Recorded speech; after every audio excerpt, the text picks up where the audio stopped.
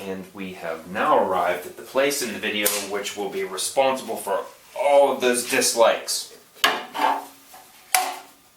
This is a riving knife slash blade guard slash catastrophe. I know I'm supposed to be socially responsible and tell you to use one of these, but I think that to express such an opinion would be disingenuous. I don't believe that it's useful. I think it's a corrective measure that is put in place of personal accountability, and it's put there in exchange for proper technique.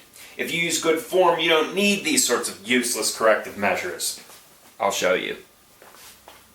If you've ever seen the movie Leon the Professional, while he's training that girl to be an assassin, he tells her that the more experienced you are, the closer you can move in towards your target. Table saw is very similar. Or a first-person shooter like Call of Duty or Halo, those work by a similar mechanic. Cowards lay off in the weeds and snipe, but extremely skilled people use knife attacks to make their kills. The better you become at using a table saw, the closer you can get your fingers to the blade. When you're uncomfortable and first learning, you want to keep as much distance as possible. And you may want to move just a little bit in halfway, stop the table saw, flip it around, and finish your cut. If you use this sort of technique, then you don't have to get your fingers anywhere near the blade, and in the case of using like a 2x4, you don't even have to come within 4 feet of the blade. So such is a really good precautionary technique. Another thing is the depth.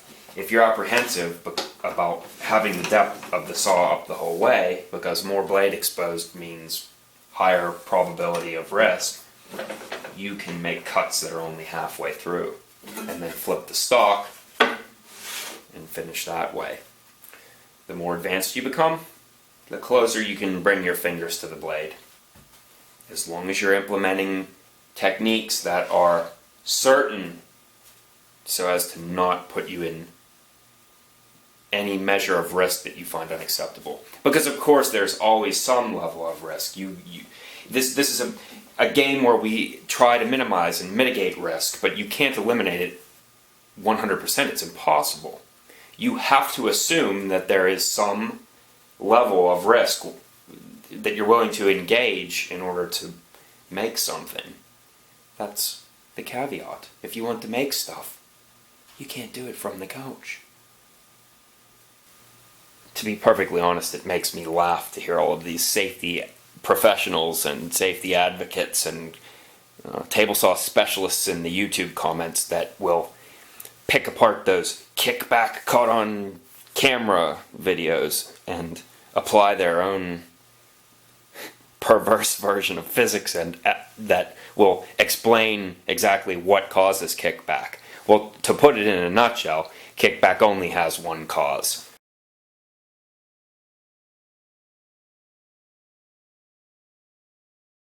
If you consider that making a table saw cut is as simple as making a cut that is parallel to the part that defines the cut, which is against the fence, then anytime the cut moves away from that exact trajectory, you're going to get a kickback.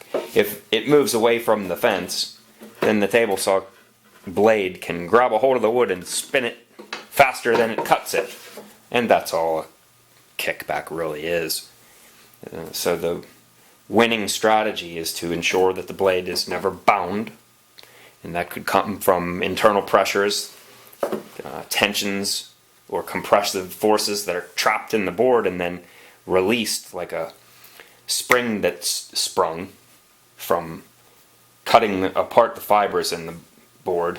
Oh boy, I'm getting off on a tangent. I don't know if you're going to be following me here. Let me explain with another analogy. Imagine that you have 2 blocks of wood and they're connected by rubber bands. You have a ladder-like structure of rubber bands, and these rubber bands have various sizes, different circumferences. So you don't know how much force is being applied this way because it's unpredictable, because the sizes of the rubber bands are at random. So a small rubber band would cause more of a tensive force, whereas a large rubber band would cause less of one. Well, imagine that your table saw blade moves through this and cuts these rubber bands one at a time, and it releases some of these internal forces or stresses, and how the pieces that remain tethered to one another are going to react to this release of internal stress is kind of unpredictable, but you can keep your eye on it and you adjust as necessary. Pretend that this board is still attached here. If the forces inside of the wood want to pull it back together, it'll cause the blade to bind and you'll hear it whine. The motor will whine, and the blade doesn't want to turn as fast. And this can cause a pretty unsafe condition. So let me show you one trick that can help you get through it, but use at your own risk. When the blade wants to bind, you can jam one of these quick squares into the end, and it functions very much like a riving knife.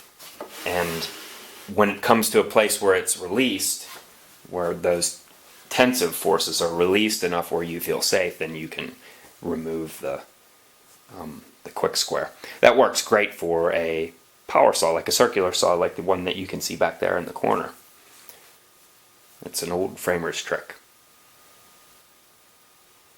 And similarly, a wooden wedge could be used, but ideally you will, as you learn how to use a table saw, when you see these types of things starting, you'll learn ways to overcome them and stop them as you move forward. But really the biggest reason that a kickback would ever occur is because you failed to keep the board against the fence to begin with.